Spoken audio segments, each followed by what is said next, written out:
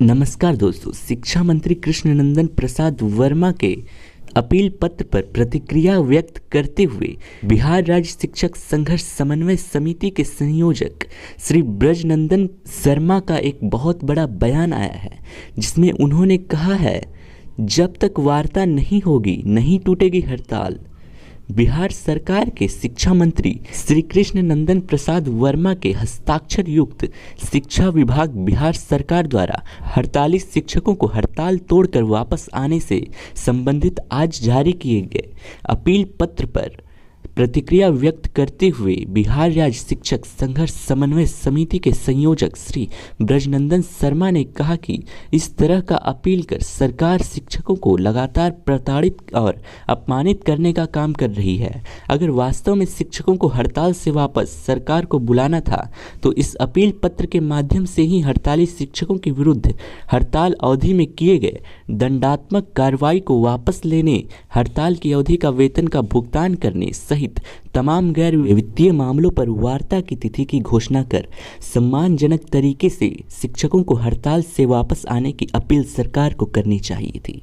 अगर ऐसा हुआ होता तो हम सभी शिक्षक निश्चित तौर पर हड़ताल से वापस जाने पर विचार करते, लेकिन बिहार सरकार ने अपनी दमनकारी नीति के तहत शिक्षकों की समस्याओं का बिना जिक्र किए हड़ताल से वापस जाने का अपील किया है, जिसे बिहार राज्य शिक्षक संघर्ष समन्वय समिति किसी कीमत पर नहीं स्वीकारेगी।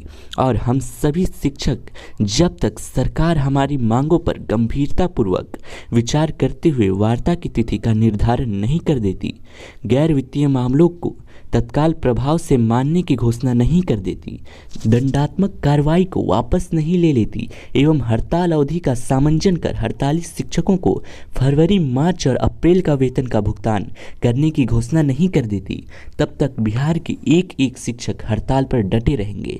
उन्होंने कहा कि महामारी के विरुद्ध सरकार की लड़ाई में हम पूरी तरह मानवता के आधार पर हड़ताल में रहते हुए भी जगह जगह पर रिलीफ बांटकर, मास्क और सैनिटाइजर बंटवाकर तथा महामारी से बचने के उपाय आमजन को बताकर मानवता के आधार पर विभिन्न तरीकों से इस महामारी के विरुद्ध लड़ाई में मानवता की सेवा में लगे हुए हैं और आगे भी लगे रहेंगे, क्योंकि हम सभी शिक्षक बिहार के उन्हीं आबादी के संतान हैं जिनकी नकली सेवा की दुहाई बिहार सरकार दे रही है।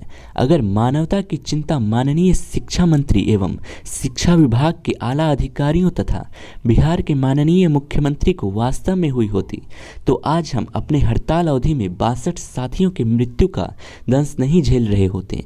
हम शिक्षक हैं, अपने मांगों के समर्थन में हड़ताल करना हमारा संवैधानिक अधिकार है। उसके तहत हमने 17 फरवरी से हड़ताल शुरू किया था।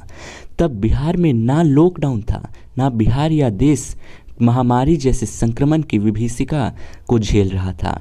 मूलतः हमने 18 जुलाई 2019 से अपने आंदोलन का आगाज किया था। उसके बाद भी सरकार को हम लोगों ने काफ़ी समय दिया वार्ता के लिए। तब कोई महामारी की विभीषिका सरकार नहीं झेल रही थी, ना बिहार को इसका सामना करना पड़ा था। सरकार चाहती तो कब का वार्ता करके समस्या का समाधान निकाल सकती थी और हड़ताल भी तोड़वा सकती थी, पर सरकार ने ऐसा नहीं किया और लगातार हड़ताली शिक्षकों के विरुद्ध दमनकारी दंडात्मक कार्रवाई की घोषणा करती रही। क्या हम शिक्षक मानव नहीं थे?